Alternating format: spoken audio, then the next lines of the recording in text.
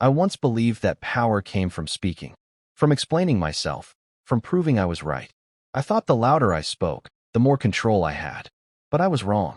And I only realized this on the day silence defeated me. There was once a young man living in a noisy world. Not noisy with sound alone, noisy with opinions, arguments, and endless explanations.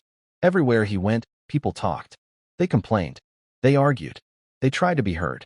And the young man did the same. If someone misunderstood him, he explained. If someone challenged him, he defended himself. If someone insulted him, he reacted immediately. He believed silence meant weakness. One day, tired and confused, he visited an old Zen master who lived far from the city. The master was known for wisdom and silence. When the young man arrived, he saw the master sitting under a tree, eyes closed, breathing slowly. The young man bowed and said, "Master, I need your help. People misunderstand me. They provoke me. They disrespect me. Tell me what I should say."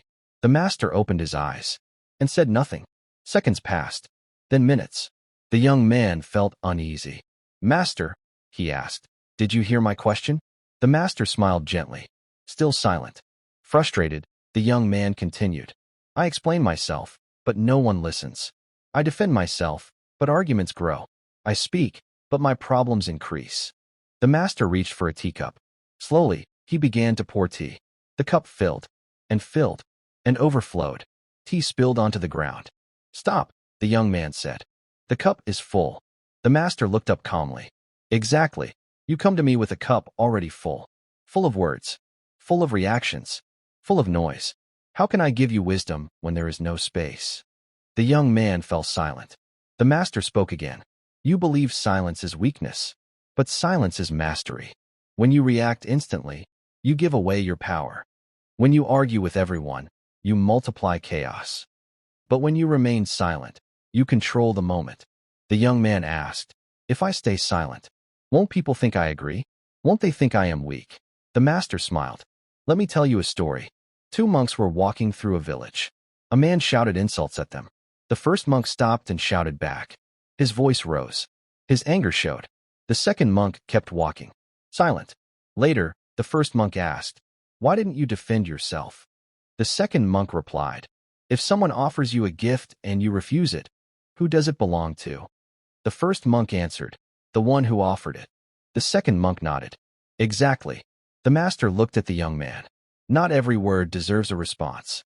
Not every insult deserves your energy. Not every battle deserves your presence. Silence is strength under control." That night, the young man stayed at the temple. No phone, no arguments, no explanations, only silence. At first, it was uncomfortable. His mind replayed old conversations, arguments he wanted to win, words he wished he had said. But slowly, the noise faded, and something new appeared. Clarity. He realized that many problems were not caused by others. They were caused by his need to react. He spoke to feel validated. He argued to feel respected. He explained to feel understood.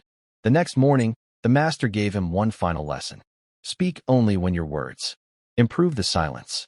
Otherwise, remain silent. Silence reveals truth. Silence protects peace. The young man returned to the city, and he practiced silence. When provoked, he paused. When misunderstood, he breathed. When insulted, he smiled. Something changed. Those seeking attention grew uncomfortable. Those seeking conflict grew tired. Those speaking carelessly revealed themselves. Silence became his mirror. He noticed that when he stopped explaining, people listened more. When he stopped reacting, people respected him more. When he stopped chasing validation, he found peace. Silence did not make him invisible. It made him untouchable. Now I understand the lesson. Silence is not empty. It is full of power. It is where wisdom speaks and ego fades. So the next time you feel the urge to explain yourself, pause. The next time you feel provoked, breathe. The next time words rise to your tongue, ask yourself, will this bring peace or more noise? Because sometimes, the strongest response is no response at all.